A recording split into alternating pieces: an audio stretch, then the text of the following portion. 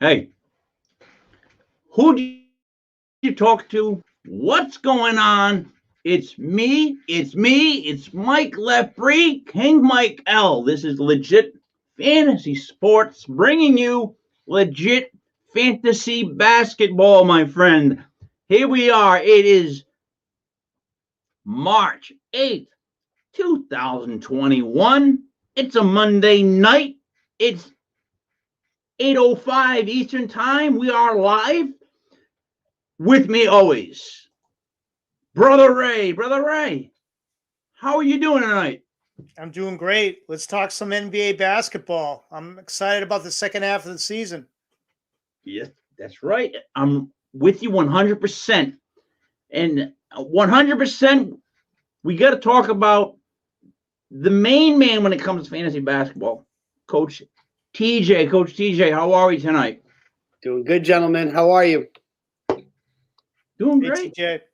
Doing great. Doing great. Second half's going to be good. I got a list for you, so maybe we'll have fun with that as the night progresses. And talking about progress, depending on how you talk, the genius. Yeah, how are you, sir? Hey, good evening, gentlemen. The Canadians say progress. This is an American show, although the Raptors are decent enough that we can say progress once in a while. But I can't wait to talk second half with the abbreviated season. It kind of gets real right away, so it's gonna be fun. It's gonna be all right. So first thing, let's just put it right on the table. The Dak, we get a touch on it. It's in the NFL, but it just happened. Dak just signed a contract for $164 million. How did he make out? Because I thought Dallas had him, but somehow, how did he make out getting that much money? Let's touch on this really quickly. Anybody got anything to say about how he did that? That's unbelievable. He didn't play and got $164 million. His injury basically showed how pathetic Dallas's quarterback situation was. I mean, it never before in history has an injury actually helped you in your negotiations. Okay. Yep. You know me. The last time we did a football show, we talked about Prescott. I called him Zach the whole show. I wasn't even joking. I did. The guy doesn't register in my head. I'm not a fan. As a person, he seems like a very nice guy. I don't think he's a Super Bowl winning quarterback. I think Jerry overpaid. You can add him to the list of guys he overpaid for. And now we're stuck for him. And so you're not going to get me started. It's a basketball show. The last thing I'm going to say is the Cowboys wanted 5 years. Dak wanted 4. The Cowboys wanted less guaranteed. Dak wanted more. What happened? You have a 4-year deal, $160 million, 120 of it guaranteed. And who won the negotiation? Who won the negotiation? Cowboys wanted 5. Dak wanted 4. They got 4. Unbelievable. $120 million is guaranteed? Yeah. 120 is guaranteed. Yeah. It makes no sense. I didn't see it, but the whole time you guys are talking, I'm like, well, when it's my turn to talk, I'm going to say, well, NFL contracts are bullshit anyway, but not when you got $120 million guaranteed. Then that's a real contract, bro. Yep. Wow, good for him. Yeah. Good for him. Yeah, no wonder why he now he can make those stupid commercials where he's sleeping in bed like he looks like a little baby, and with no cares in the world. No cares in the world. 120 guaranteed. I could sleep like that too. He's gonna be stuffing his mattress with it. Yeah, yeah, exactly. So, all right. So, speaking kind of babies, maybe not. The All-Star game happened yesterday with Team LeBron and Team Durant. Now, first of all, I hated the fact that it's Team LeBron and Team Durant, right? That two guys can actually be like the name of the All-Star team. Like, what the is that? That's ridiculous. It's East versus West. There is no other conversation. That's it. It's over. Explain that one to me, TJ. Why? I can't. And if you don't want to do East versus West, then you got to do the U.S. against the globe. You have to do something. This pickup style and this it's ridiculous, and it's so hard for it to be a competitive game as it is. I mean, these guys make $100,000 just to play in the game, and they're not competing anyway. So I don't know what the answer is, but this format, I don't think it works for anybody. I haven't heard anybody say a good thing about the way that they're approaching it. I mean, East versus West, I don't know. The games always suck, but at least it's East versus West, and you can latch onto it. You know, I like the East Coast team. I hope they beat the West Coast team, but what they're doing now, total clown show.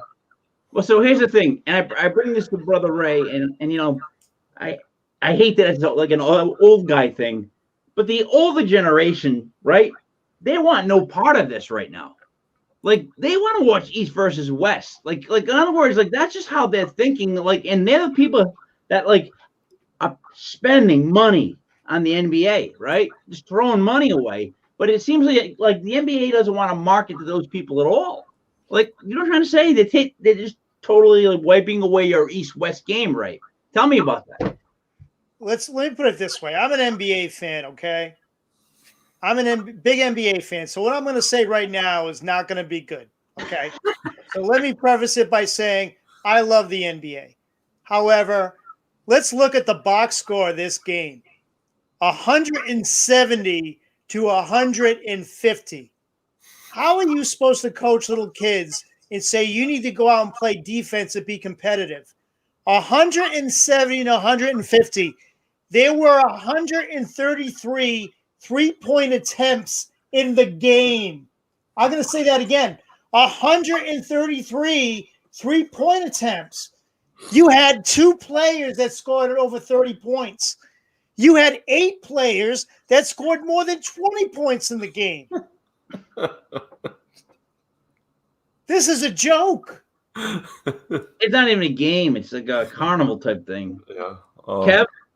No, I had a couple of funny things I noticed. Well, number one, I have to apologize to LeBron James. I've always been saying he shouldn't be playing GM. Obviously, he should. He put that team together. They put 170, only gave up 150, 20-point blowout. He only played what he played half the first quarter, a couple of up and downs. He was eating on the sidelines. He looked like an executive. So I got to give LeBron all the credit in the world there as an exec. So obviously Cleveland messed it up after he left. And then number 2, I love the fact that we've been talking a lot about the Jazz. Are the Jazz for real? Are the Jazz not for real? The 2 Jazz All-Stars, Gobert and Donovan Mitchell, got drafted last. I don't forget which one of them was last. One was second to last and one was last out of the entire All-Star roster. Starters and reserve. The last 2 were Donovan Mitchell and Rudy Gobert. And if that's not a slap in the face to the Jazz being legit, I was dying. I literally saw it and I was dying laughing. I was peeing myself. I was like, they were just like, fuck you guys. You're not in the same league as the rest of us. I love it. Those are my comments. Yeah, TJ, coming back around to you. What's your thoughts? They've got to find a way to make it competitive or shorten it, shorten the game. Like, I don't want to watch. However, I didn't know there were that many threes, but I sure as hell don't want to see 170 points go up. If you can't make a game where there's an incentive to win, then at least shorten the game. It's all about the spectacle anyway. Make it 9-minute quarters or something like that. Get the score back down to where it looks like an actual basketball box score. But at the end of the day, if these guys don't want to compete, then they're not going to compete. And there's really nothing you can do to make them. There's no way to incentivize making them. Unlike baseball, where in baseball you have to compete if you're playing baseball. Like, there's no way to fake it. This guy's going to throw – he's got to throw strikes, so the game's never going to end. And you got to swing the bat or you're never going to score. But in basketball, you can do this. And, you know, it's frustrating for fans. It really is. Well, when I say the marketing thing, here's what I mean. Like, so kids up to like age 14 or 15, well, maybe younger now, they're losing completely. Like, they're just a bad example. They're just losing them as far as hustling. They make us feel like they don't play hard. So there's that demographic.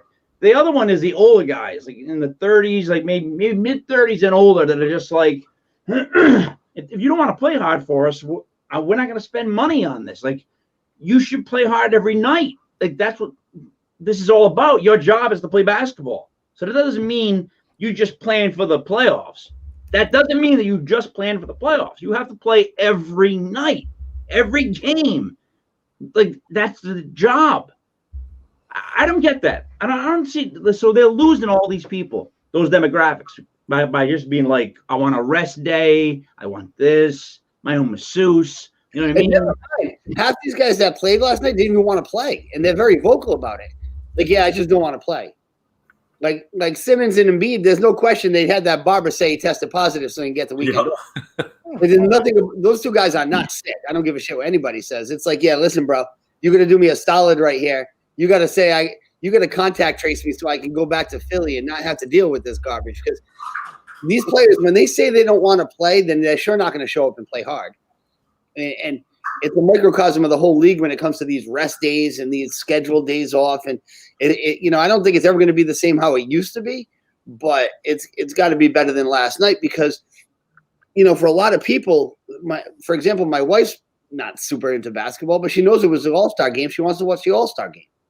And if that's what we're putting out there for the casual fan, it's got to go the way of the Pro Bowl and do it after the season. Let them sign autographs in Tahiti and then go have their little freaking 5-on-5 dunk contest jacking up 50-footers. Although it was crazy when Steph when Steph started hitting shots from half court. I mean, that's impressive and all, but is that really basketball? No. It's like freaking horse. And I feel bad. I feel like we were just complaining about them, but the league showed their ass. That's what they did last night. I can't say it any more clear than that. They showed their ass. Okay, that's pretty clear. That is pretty clear. So I put together a list. It's of the top ball handlers in the NBA, not now, but throughout time. And then I'm going to show you something that some kid wrote. Actually, I want to show it to you. Read it to you now. Some people love. I don't know why my voice is really like that, but some people love Kyrie Irving. I can't stand him. Some people love him. So I want to read this thing. It made him. It said. Oh, hold on. Right here it is. Oh boy. He's the most skilled point guard in the league, right? If you pay close, all right. A point guard is supposed to be a playmaker, a floor general, if you will. We are not expecting our point guard to be the best player or scorer. We want him to be somebody that our teammates, that sets up his teammates with opportunities. A floor general, a leader. Those are words that do not describe Kyrie Irving. Right? That's just what. Look, I just read that. I'm like, what, really? You want a guy who sets up people, the floor general leader? You like this guy? I'm just saying, like that. Maybe, was it that guy you were talking about? Like, what the? All right, so I'm sorry, I read that while I was researching dribblers because Kyrie does have great handles, but reading that, like some people blowing him up to be like a leader or something. Like, let's not go down that route with Kyrie. All right, so coming in at number 10 for ball handlers was Chris Paul. Let's go just with one or two people for each player. Give me a reason why he should or shouldn't have made the list. We'll start with TJ. I mean, I think he belongs in the list, obviously, but yeah. I mean, I would say he's on the list. I mean, Chris Paul. Now, you want to talk about a leader and a floor general? That's a leader and a floor general who sets up other people. I mean, I love Chris Paul's game. Always have.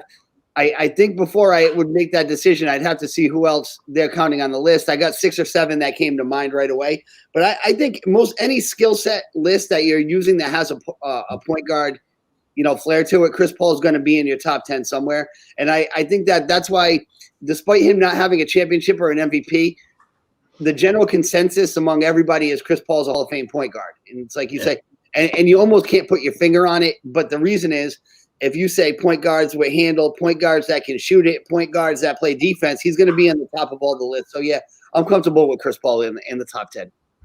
Brother Ray? Yeah, I think he belongs there. You know why? As great as he is, sometimes you forget about him. Why? Because he raises the level of the players around him. That's what a real point guard is supposed to do. They're supposed to sacrifice their glory for the benefit of the team and for other players getting opportunities. Chris Paul, for me, fits that to a T. And Chris Paul has a firm understanding that the earth is, in fact, round. So that already puts him ahead of Kyrie on any list. On me. Oh man. I love that. I love that. All right. So number 9, we're gonna have Isaiah Thomas. Genius Kev, lead us off with this. Yeah, I mean I don't know how you could argue him. I never liked him as a player. I just he played for Detroit. I was a Celtics fan, so I was not a fan of Isaiah's, but like that stupid little smile that he always had that little smile going, and I didn't like looking at it, but he did amazing things with basketball. I mean, I can never deny that. He was a really good passer, really good handles, and he could still shoot, but he wasn't. I don't know. He if you look at leadership and kind of floor generalship, I think he had it all. So I don't have a problem with him. But I can see why he'd be on that list. DJ, his handles were up to par.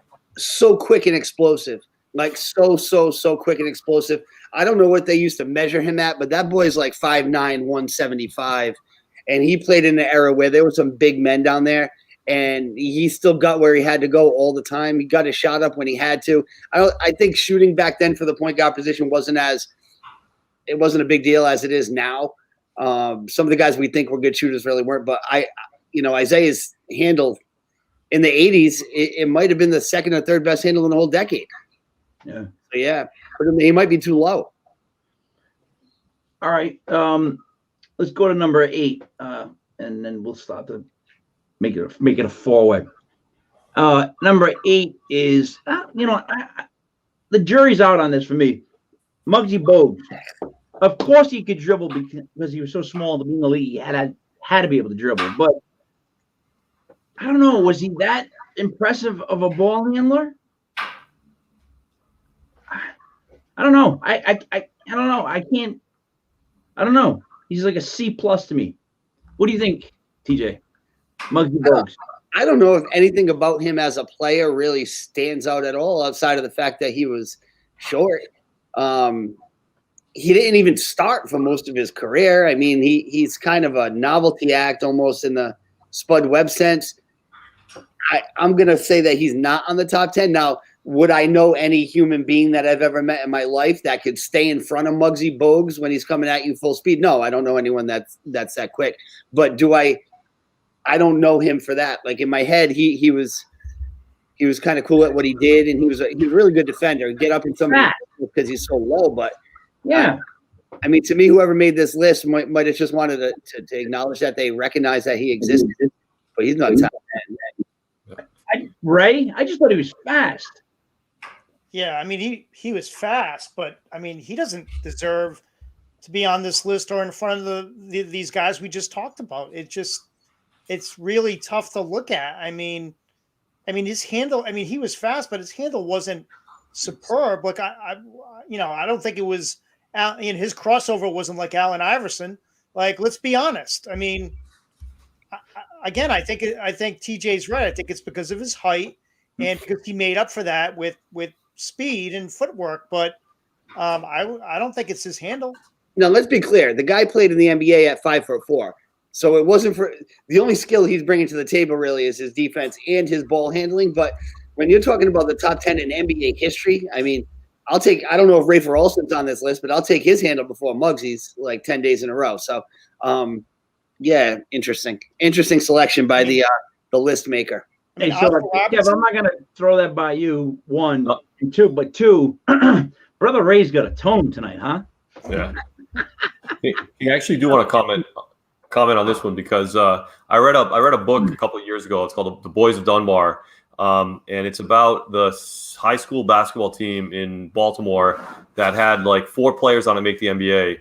And I can't. Of course, the one I remember is Muggsy Bogues, and I can't remember the rest of the guys. Like Reggie Williams, I think was another one. And like the guy, they rave about Bogues, his character, his leadership, everything about him was like through the roof. Like they did some summer camp with all these I don't know if basketball is 5-star recruits like they call it in football, but like 5-star basketball players. And one of the coach that coached that high school basketball team they were doing like a playoff bracket thing in the end, and he picked Bogues first. The other coaches were like, "We can't allow you to pick him first. Your team's going to get slaughtered. The whole thing. We're not like I don't know what you're trying to prove. We're not going to let you pick him." You have to argue with them. Of course, he picks Bogues. They win the whole tournament. Bogues has a great college career, goes to the pros, the whole story. So TJ, if you haven't read it, look up Boys of Dunbar. Phenomenal book. And the second thing I just found out, I looked it up because while you guys are talking, I always try to do a little research. Bogues is apparently the all-time NBA leader in assists to turnover ratio. He's like 5-1, which you guys are going to say something about him. So anyway, that book is unbelievable. Highly recommended. Wow, there's a candidate for the head of the Muggy Boge fan club. I can see that Dak Prescott jersey going away for a Muggsy Bogues. Yeah. Saying. All right, number 7, and this is somebody that I definitely believe should be on this list. Jamal Crawford. Ooh. He's got a crazy handle, Jamal Crawford. I personally think like his crossover is it's just nasty. I mean, it really is. Period. TJ. Yeah, so here's the thing with Jamal Crawford. It's cool. I'm glad we get to talk about him. His handle is nasty. Unlike most of the guys who I think we're going to find on this list, the entire point of his dribbling the ball is to take a jump shot. Like I feel like his handle's almost bad for the game because kids try and beat him and you can't. Because he's like getting himself his whole handle is to get you off balance so he can rise up and take a 40-footer, which he's special player, and his handle is ridiculous. But I think most of the time when I'm thinking about who has a good handle, it's like who can get to that elbow to draw some help, like who can do the point guard shit. To me, I don't even know if Jamal Crawford is really a point guard, but his handle's cool. And when he gets hot, there's not a lot of guys that have ever played that get as hot as when he gets it. Yeah.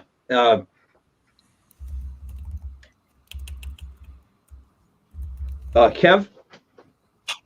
3, 4. I got nothing on him, Mike. I got no jersey. I don't know. I didn't read a book about him going to high school. I don't know what he did in his camps after high school. I pretty much wasted it all. Blew the whole load on Muggsy Bogues. Right? He's smooth like silk. He really is. TJ hit the nail on the head. I mean, he's really good at getting his own shot, and I mean, it's just very smooth. It's effortless. There's very few people that can do what he can do. It just looks so smooth and natural. Yeah, he's fun to watch. He really is fun to watch, Crawford, if you just watch him play and get singled up. All right, so number 6 is we talked about him last week. White Chocolate, Jason Williams. Of course, he should be there for as far as having one of the best handles. I mean, in my opinion. TJ. Yeah, for sure. I mean, we covered a lot about him last week. There's so many things to like about his game, but his creativity with his handle was special. Like a lot of guys can cross over, but he was kind of doing things in the way he saw the passing lanes, which I count passing almost in the ball handling category in some sense when you do it like he did it. So yeah, his handle is definitely top 10 material. Anybody after, I mean, it's better than Muggsy. So we can always say that. But yeah, no, I'm glad he's on the list. Pushing the top 5, maybe not as quick as some of these other guys. So far of the 5 names they've given, I still take Isaiah over the other 3 or 4, but here we are. Yeah, White Chocolate. White Chocolate. Kev, anything? I'm just gonna say when you guys talked about him last week, I went and watched some of the highlights. Unfreaking believable. You guys, you two are, I think, the co-chairs of his fan club. That was the pass off the elbow thing kind of blew my mind. So you guys have a convert. I mean, he's not Muggsy, but he's everybody does it now where they fake around the back and then they go lay it in. But when he did it, it was so pronounced that guys would end up like 3 lanes away, and guys end up in the sideline, and he's taking a finger roll by himself. It's like, look at this, special kid. Ray, you weren't there for that show about Jason Williams, but you're a fan of Jason Williams. I know that. Yeah, and the thing too is what's really cool is him and Randy Moss. Like the relationship between him and Randy Moss is really something cool. Just to see those old pictures is great. Agreed. All right, so let me get down to number 5 is Bob Cousy. Look at that right there. That's a great. First of all, get low, said the coach. What are you guys noticing? Because I'm going to tell you, there's so many things that I notice when I look at this photo. Never mind Cousy. Look at number 15. Yeah. Is he about to run the 40? Or what is he doing? How do you get off the ground with one hand like that? What is that about? And then look at 17 shorts. Forget about it. I think 15 got faked out by Cousy, and that's what happened. I think that's what happened there. Dude, these shorts, they're gonna have popcorn come out of them any second. The Jiffy Pop, those friggin' things. And look at the guy right behind them, and there's look at them, the little ties. To be in black and white. Yeah. Good old days. No, but anyway, seriously, Cousy, he was great ball handler. Like that's one thing I when you watch film on him, you notice that at any point he still got control of the ball. I don't know if I put him on this list, but he had great control of the ball. I mean, so I guess you have to, right? Oh yeah, he has to be on this list. I mean, he was just silly. He would just he embarrassed everybody. He was unstoppable. He was the Energizer Bunny before there was an Energizer Bunny. But Ray, when you played with him at college, was he able to do crossovers?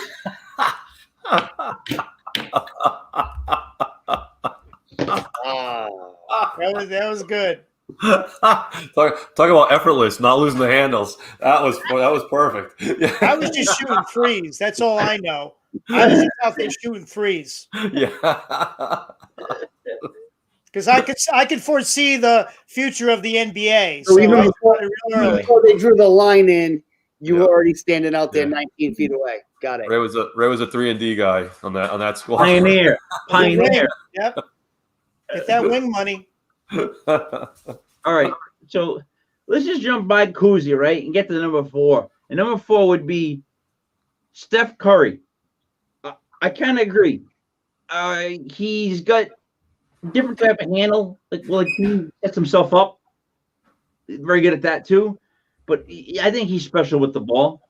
I don't know if I'd put him this high, but he would definitely make the 10. TJ? Oh, all day. He was one of the first. He's got to be in my top 2 or 3. I'm curious to see who they have ahead of him because, to me, he's in the top 3. He can pretty much go wherever he wants in every situation. Because he's such a dangerous shooter, he has more options off the pick and roll than most guys. But he literally does whatever he wants to do. And then when you watch a Warriors game, now not so much this year, but when they had a couple of weapons when Clay was there. You'd be surprised at how many straight up uncontested layups that Steph gets in a basketball game. Yeah. It's like, how does he do it? It's because his handle's ridiculous. He's got you off balance. He can stop on a dime. He can shoot off 1 foot or 2 feet, or I don't know. He can hover and shoot. I don't know what the hell this kid does.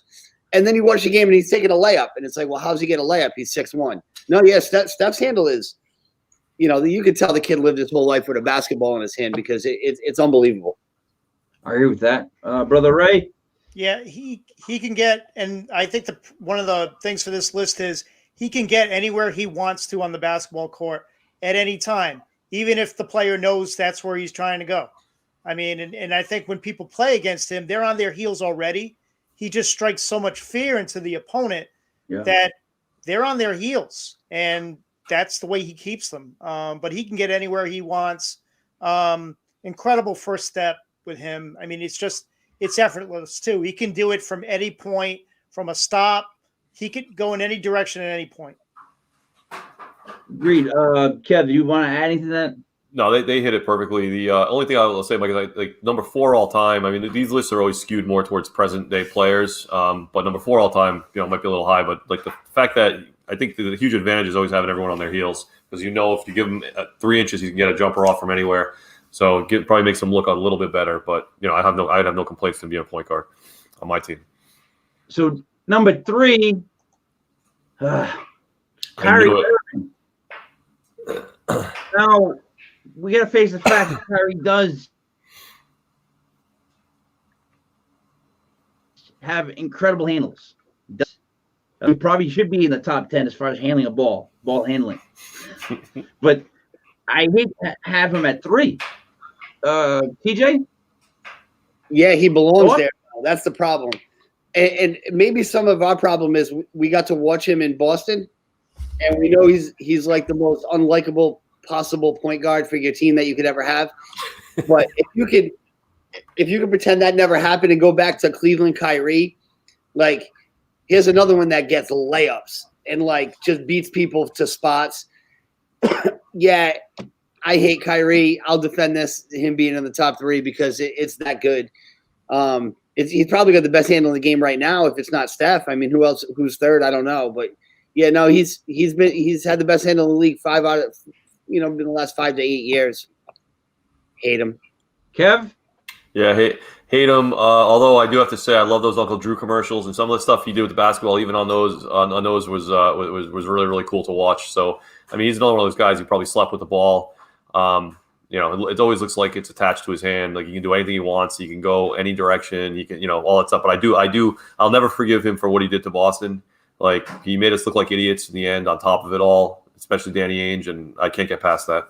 Well, you just said it, Kev. You said he can do wherever he wants to do with the ball.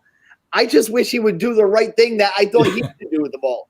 Like instead of settling for 47-foot jump shots or taking 20 shots and a half, how about you just do what you're blessed at? Like us 4 guys could practice from now for 20 years to figure out how to dribble like him, and we think he's born with the blessing. And instead of using that thing to go get 25 assists a game or take high percentage shots, he uses it to freaking dribble himself out sideways to the hash mark and take a floater. And that's why I freaking hate him. Yeah. You're right. All I have to say is the next list we need to do is the worst teammate in NBA history list, because you would have 3 Nets probably at the top. And Kyrie would probably be 3. All right. Number 2 on their list all time, Pistol Pete. Oh man. Now, yeah, he was that great of a ball handler. He really was. I mean, it was more controlled chaos, but but he was a good ball handler, a great ball handler. But he was definitely more controlled chaos. Ray, another ex-teammate of yours. I mean, just watch the footage of this guy. Yeah. I mean, he was off the charts, ridiculous. The way he could shoot, the way he could dribble, one of the best offensive players to ever play. I mean, he just did everything. He's like he's like a rubber band. The way he would just get in and out, get to the hole, could shoot. What he did with his body, he was a contortionist. Just an incredible play. We'll never see anybody like him again. TJ? I don't know. I think if we had the closest comp probably from this modern era, it would probably be Ginobili, in the way that he contorted and found places to be. Of course, Ginobili couldn't shoot anywhere close to that. I feel like Maravich in that group of 70s guys that get screwed because it was a weird time for the league. It was before live games, and I feel like the highlights are scarce. So I feel like there's a lot of guys in that 70s era, whether it's Gervin or Dr. J, young Dr. J, or Bucks Kareem, and definitely Pistol Pete falls in that category where they're underrated historically, because even now guys would struggle to stay in front of this dude because he was that far ahead of his time. So yeah, that I'd have him in my top 5 off the top of my head. He'd be in my top 5. I don't know about 2, but definitely in the top 5. Genius. Yeah, I have a book. I read a book about him too, called The Pistol, and like he had a pretty rough life as a kid. Like you ever hear the stories where his father would have him in the car with him, and Pete would be leaning out of the car, dribbling a basketball, and his father would drive and stop, like all that kind of craziness. And like his father pushed him to like insane limits, and it obviously wore on him. But the fact that he averaged like 44 points a game for one season in college. And the team around him wasn't that great. And that was kind of one of the other stories of his life. He never had a good team around him, but he would just friggin' hoist it from anywhere. Like beautiful to watch. Like you said, controlled chaos. Yeah. All right. So let me just read where we're at. Number 10 was Chris Paul. Number 9 was Isaiah Thomas. Number 8 was Muggy Boge. Number 7 was Jamal Crawford. Number 6 was Jason Williams. Number 5 was Mr. Cousy. Number 4 was Steph Curry. Number 3 was Kyrie Irving. Number 2 was Pistol Pete. Now we're at number 1. Now, before I get to number 1, I'm gonna add the Mike Lepre honorable mentions. We mentioned them already. Rafer Alston is the first. Second would be Tim Hardaway, just for his crossover, and my biggest, the guy they left off is Shamgar. probably the best ball handler the NBA's ever seen, even if he only played, sparingly. God Shamgar created moves. Like he was. How was he not on this list? That's, I guess, my biggest question of this whole thing. TJ, I'll throw it at you. Why is he not on this list? Because he came out for the draft 1 year too early. Because if he was a first round pick and had more time, he would have had a career. He was that good. I'm gonna guess Bob Cousy couldn't do what Shamgar did. I'm gonna just roll that. I'm gonna go on a limb. There's a couple other guys that have been left off. Now I don't know who's first. I'm gonna guess it's Iverson because every list always puts Iverson. But where the hell is Steve Nash on this list? Huh. Like he's not on it either. Like that's just crazy. That's just crazy talk. That Steve Nash is not on a ball handling list. Like he belongs on the list. But yeah, way to bring up Shamgar. He was still trying to teach. People are still trying to do that stuff. You still do that move in a playground game, and you'll still get the crowd will still go ooh and ah.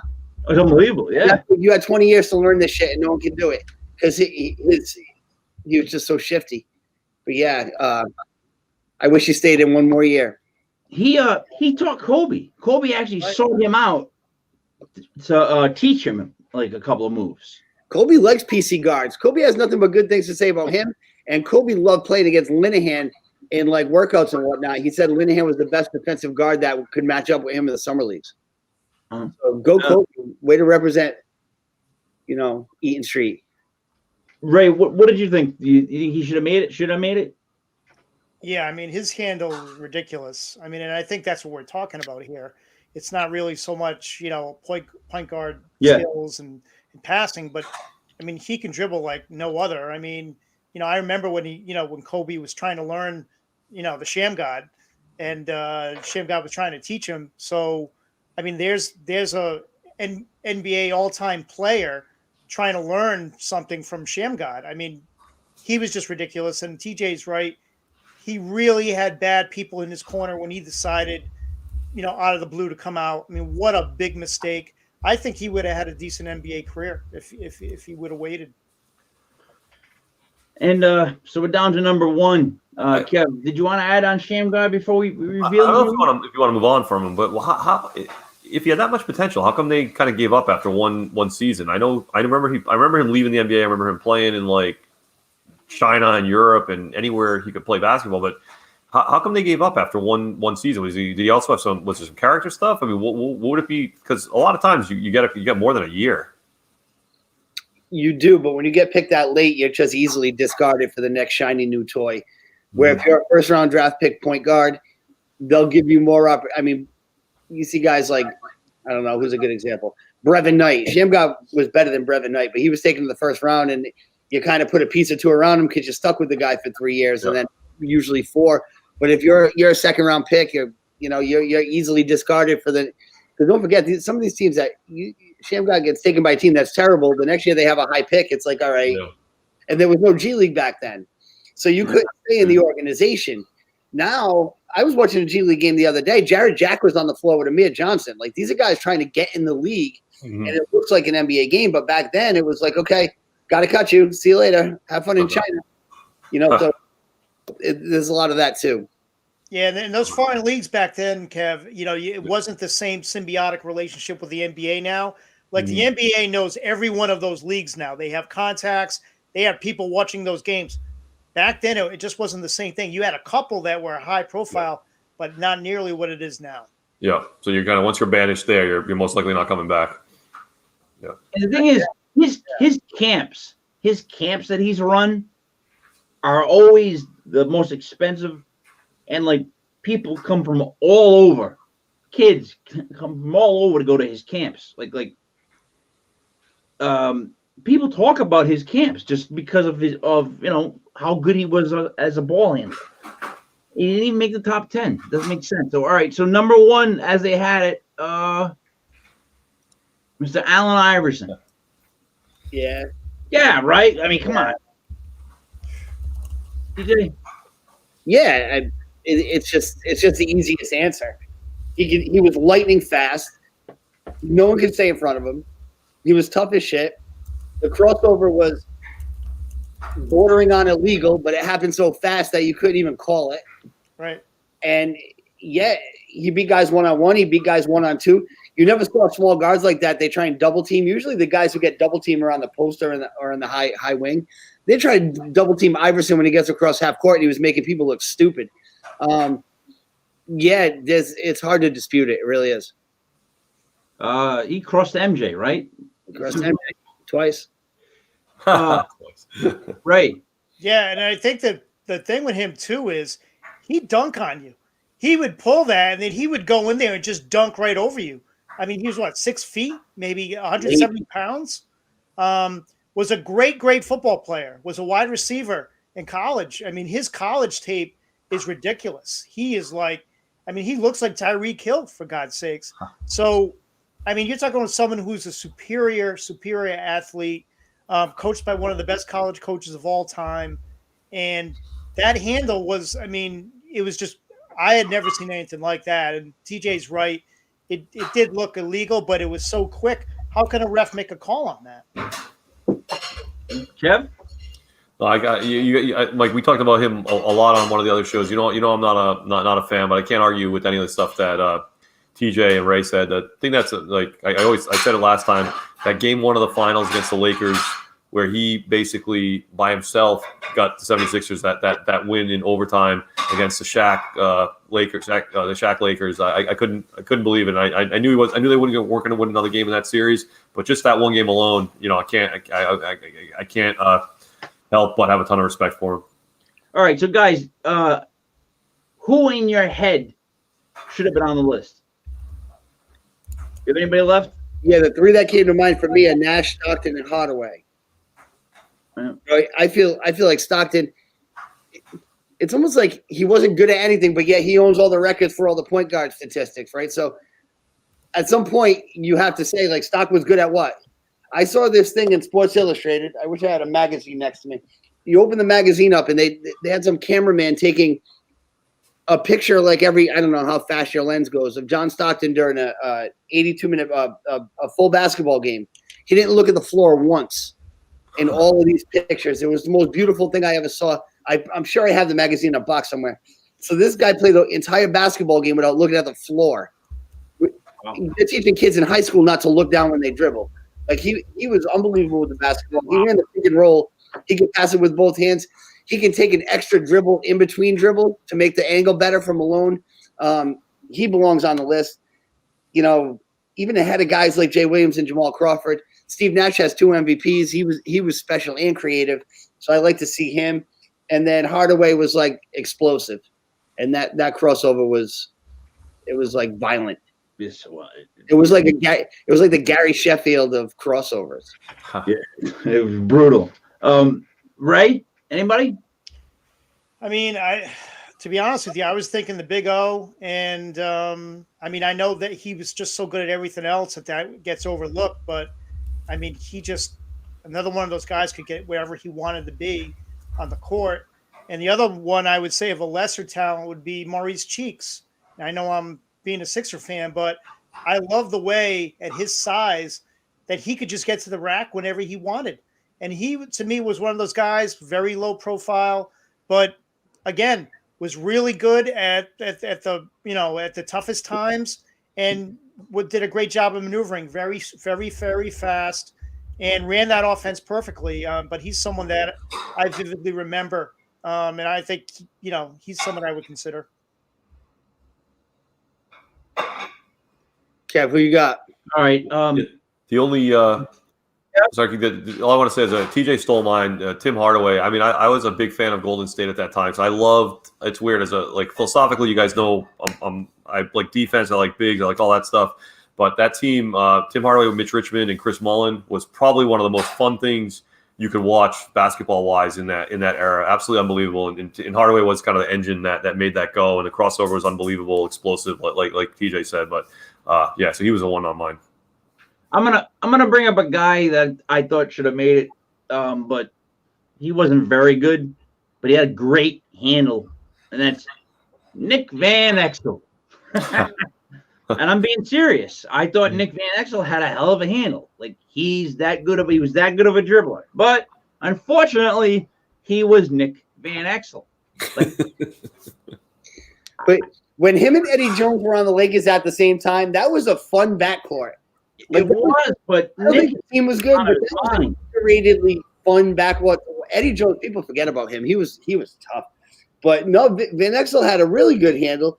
He had that kind of like punk in the playground handle. Yep. Like, there's that kid and you kind of don't like him, but you can't really guard him anyway. And he's little and you kind of really don't like him after the game. Like that was Van Exel. He was slick. Yep. Yes, that's what I'm saying. 100%. I did not like him. Like I had to root for him. You know what I mean? So it was just like, One guy I would add also is Pearl Washington. That's someone who had a crazy handle, and obviously we can talk about him for days. He's another one that got lost in the 70s. Born too early. So all right. So wrapping that list up, I wanted to go over something else that I was looking at. So like we're stuck in a position where there's no games going on right now. When do the games start up, Genius? You usually have like I think Wednesday. Wednesday. So you can't even predict. The state of the NBA is this. We can't even give you winners for Wednesday games on a Monday because we really don't know who'll be in the game. You realize that? Like that's how rough it's become for like an NBA shows. Like a football show, you're good one time a week. You can set the games and you're pretty much certain how the week's gonna go. Maybe you change it last second, so maybe 2 shows tops. But basketball, it's like you got to be able to predict stuff, like a clairvoyant. Like, how do I know if Simmons is gonna play in 2 days? How do I know if they're not gonna be on a rest day? How do I know anymore with these things? So it's hard for us to give us those picks. So I would say in lieu, which I also like to say sometimes, in lieu of going over the games on Wednesday, would you rather do another list or would you like to go over the games for Wednesday? I'll throw that to you guys. Can I offer a third option? Third, I'll take it. Third option, I would like to hear TJ and Ray list teams they think have a legit chance at winning the championship, because it's going to be the second half, like we said, is where it really matters. But there's 30 teams, whatever. Like, how many of them have a legit chance? Is it 4? Is it 8? Is it 10? Is it 20? I mean, you know what I mean? Like, what do you like, that would be my third option. All right, Kev. I'll take it. I'm gonna one up you, or I'm gonna one up you on that. I say we give them 3 teams each, right? And we'll give one of them the East, one of them the West. Or we can call it one of them the Lepre and one of them the Team Masso. Yeah. I don't know how you want to do things. I'm just saying the way they do things nowadays, that's how they do it. But East and West, I'm fine. I'm fine with that. Yeah. So, all right. Right, you get the East. TJ, you get the West. 3 teams that could make it to the championship from both sides. That's what you got to give us, okay? Right. 3 teams from the East. Brooklyn, unfortunately. Milwaukee. And I'm going to say Boston. Wow. All right. Hold there. TJ, 3 from the West. What? I can't let that go. That's ridiculous talk right there. Wait, we're gonna go back over it. I just want to hear your 3 from the West first. Well, 3 teams. I mean, it's the Lakers, the Clippers, and Utah coming out of the West. All right. So I don't think the Suns are ready to make the leap, and I think Portland always comes up short. So Kev, the 6 teams we just got out of these 2 were Brooklyn, Milwaukee, and Boston. The 2 Lakers, Clippers, and the Jazz. Now, starting with the Rays, 3 teams in the East. I think immediately we all have a problem with the Celtics, or at least I do. That's my problem. I don't think they might not even make the playoff. TJ, thoughts on the Celtics? Yeah, so I mean, we did this show 2 weeks ago, and they were out of the playoffs. Yeah. So to say, to me, you can't go from that level to being a finals team. I mean, right now they're in the 4th spot, but they're only a couple games out of just missing it altogether. They're missing something. Like, they're missing a scorer. Can they win a playoff round? Yeah, I don't see why they can't. I mean, they have 2 young players I like. Their bigs are terrible. Their bench is terrible. Their third option doesn't exist. I don't think they're a threat. I hope Philly gets them in a bracket because, I feel like that's a gentleman's sweep right there against any of those 3 core teams in the East. They're definitely the weakest of the 4 seeds. I'd rather face Boston than Miami, and I'd rather face Boston than Toronto. So there's that. Screwball. I think they're going to pick up a player. I mean, they have the ammo to go out there and get a Drummond, to get someone like that dramatically changes that team. And I think that's what they're going to do. They were playing better right before the break. I don't know. I had this bad, and I'm a Sixer fan. I have a bad feeling. They're going to get a player, but when does Danny get players? Like, I can't keep giving this guy credit for the Garnett deal. I'm sorry. Like, no, McHale. I was just gonna say, if McHale gives it to him, yeah. And every time there's a situation where the Celtics can add a player, unless Danny is going to straight up rob the other team, he won't make the deal. So they lost out on Davis. They lost out on Paul George. They lost out on Kawhi. They probably could have had Karl Anthony Towns. He doesn't want to pull the trigger. So you know what they're going to get? They're going to get some scrap heap expiring contract, some James Posey bullshit, and they're going to be right where they are. I truly believe that. I don't think he's not willing to lose a trade long term to win it, to make a run at it in this year. That's what I think. He should be canned. I agree. All right, Kev. Other than Boston, do you have a problem? Can we ask the question? Can we ask the elephant in the room question? Where are the Sixers? Where are the Sixers? Right. I still don't think they're there yet. I really don't. They're still not there yet. They're still too dependent on Embiid. They're still too dependent on one guy. Until Simmons can make the progression and at least be an offensive threat. I mean, Harris is playing better this year. They need that one additional player. If they get that player, if they get a shooter like a Hield, or if they get that other player, Sixers vault right up that list in my eyes. But right now, they're not there. Ray, you gotta keep in mind, you cannot beat them at home. Like, they're nearly invincible, and we're not going back to the bubble this spring. So they're gonna have. So you think a team like Boston or Miami, Toronto, Indiana is going to come into Philly and win a game in the playoffs? I don't even think it's a possibility. The Nets. Go ahead, Mike. Before I go on a tangent about effing Nets. Yeah, I just want to say about Simmons. I've been hearing about how he's going to progress since he came into the league. Like, that's all we keep talking about is eventually he's going to get a jump shot. Eventually he's going to progress. Eventually Simmons is going to come into his. I don't think he is. I think what you see is what you get, and that's it. And like you said before, his stat line is a mediocre stat line for a great player. You know what I mean? Like, it's got the potential to be great numbers, but they're kind of mediocre in that sense. See, I've never been in the bandwagon of Ben Simmons needs to learn how to shoot.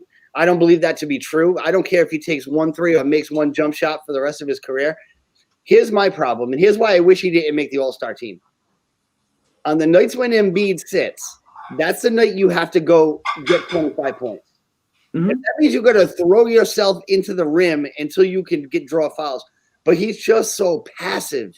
Like, there'll be a night where Embiid sits and he'll have 12 points on 7 attempts.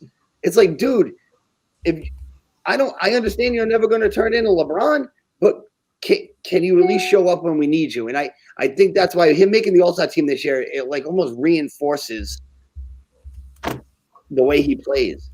And then they start telling me how good he is on defense. But, Jesus. He has the ability. I mean, if he would, seriously, when he drives to the basket in games, they win.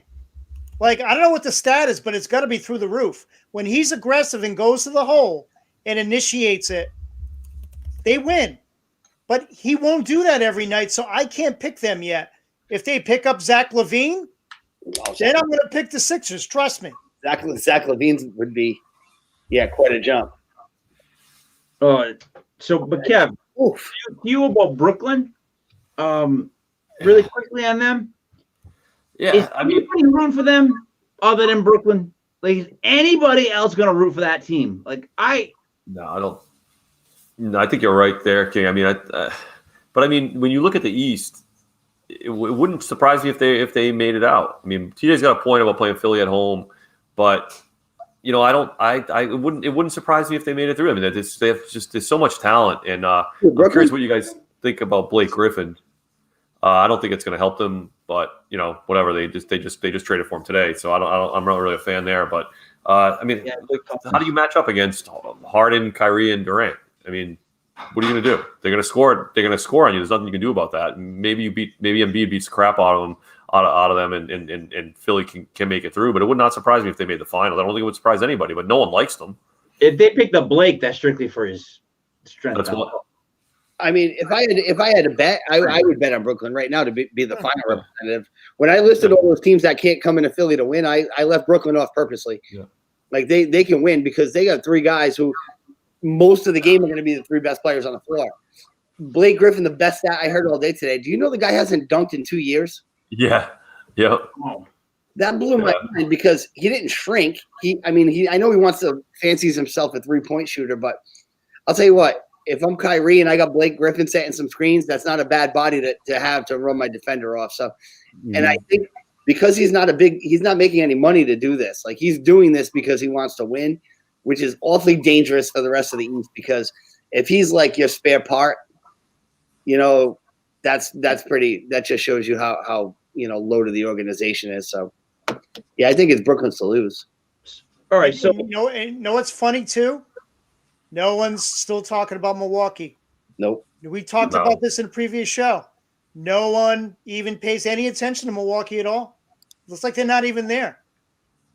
It's because they wet themselves in the playoff last year. So it's one of those situations where until you prove it, then you're just going to be like Milwaukee. You're going to be Portland. It's Milwaukee, right? Like that's like the destination for no one. Like no one. Like Milwaukee, right? Isn't that where Fonzie Laverne and Shirley? Yeah, Laverne and Shirley and all them were set up. Yeah, Arnold's. The Cunninghams, they lived in Milwaukee. Yeah, like the Milwaukee. You stick an Italian in a town like that, forget it. Yeah, Fonzie, he's on fire. Milwaukee and Utah are like the same team to me. They winning all these games, putting up numbers, but no one really thinks in the end they're going to be able to pull it out. You know, like they're really, really cool, you know, but in the end, you don't really think, you're not really afraid of them too much. But, you know, you guys look really good in your jackets. Like, you wear it well.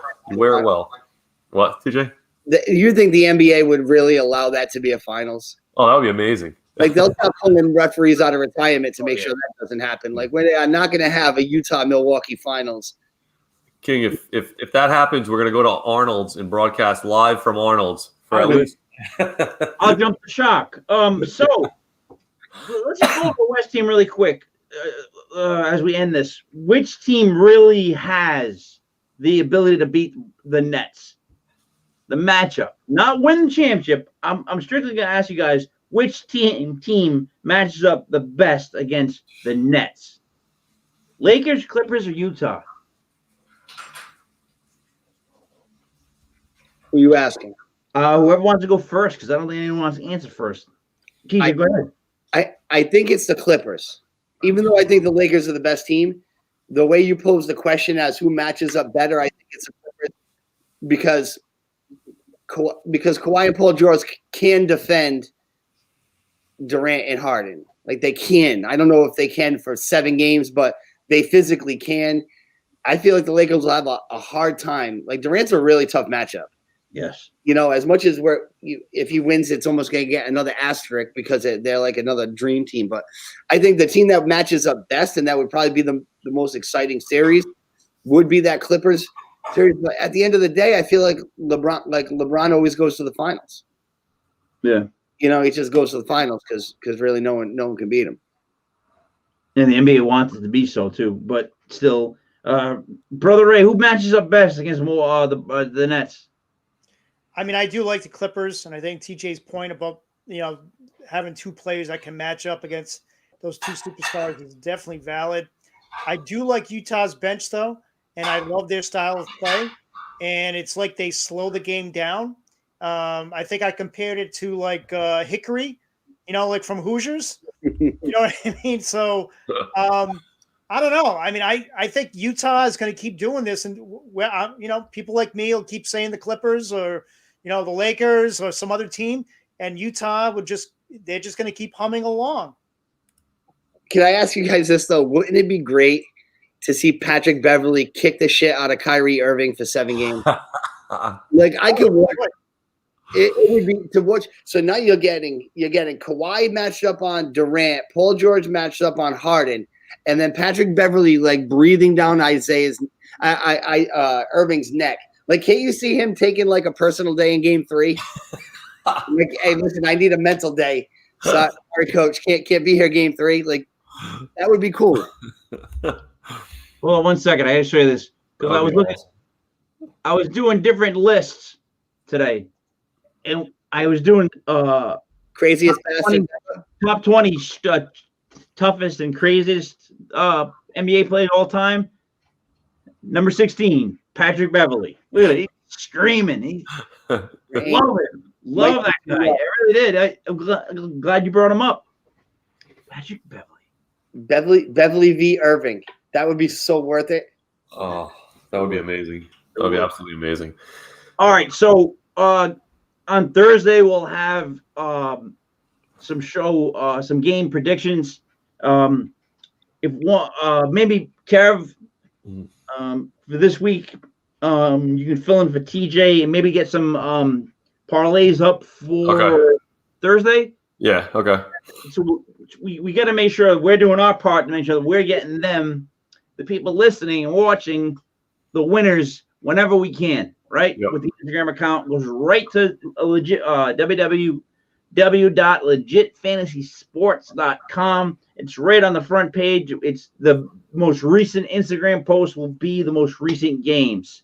What do you guys want to throw out at everyone before we wrap it up? Ray. Strap in, folks. Strap in, get your popcorn. Second half of the season coming up. I mean, as a Sixer fan, I feel really good where my team's at right now. But, again, I really want to see them do something at the trade deadline if they can. And I think there are a lot of teams in that boat. So I think what we just talked about tonight is going to change once those trades hit. Yeah. Kev? I'm predicting a collapse for the Knicks. I think the ride was fun. I think it was great. Got to the All-Star game. They have a really tough second half of the season. So it's third hardest schedule for the remainder of the year. I think it's going to, they would have been better off had they not had this good of a start. So I hope the Knicks fans enjoyed the run, but they're on their way now. Wow, that's negative. TJ. Yeah, I love the second half. I think the league's top heavy, but those teams are going to play each other. We come back on Thursday. It's Boston at Brooklyn, right? Ooh. So that's just like a way to kick it off. Unfortunately, the game's going to be blacked out in my region. I'm going to have to watch it on the damn local Homer network. Stinks. But yeah, so that'll be cool to see how Blake looks in the uniform, and hopefully Brooklyn beats him by about 40. But second half gets pretty. Second half's going to be exciting. Those top teams are jockeying for seeding, and seeding matters because we're not going to the bubble anymore. So, want to be at home. It matters for everybody except the Clippers because they're always a road team in LA. But I'm looking forward to it, and maybe we could touch on some fantasy things that I think the second half guys, maybe a couple guys to add, a couple guys to drop.